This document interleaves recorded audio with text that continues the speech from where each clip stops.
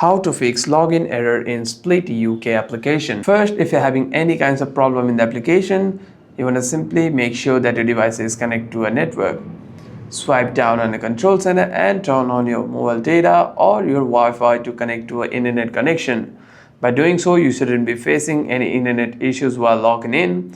However, if there is any other kinds of problem during login, you can simply go to your settings, click on General, click on iPhone storage and scroll down and navigate yourself to the Splyt application. And here is the Splyt application. Simply tap on it and tap on Offload app.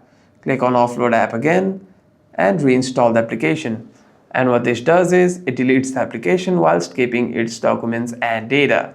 And the next time you open the app, you shouldn't be facing any problems regarding your login. However, if you are facing any other kinds of problem in the application, you can simply restart your device once and open the app again. Hope this video was helpful, and if you have any further questions, make sure to leave a comment down below.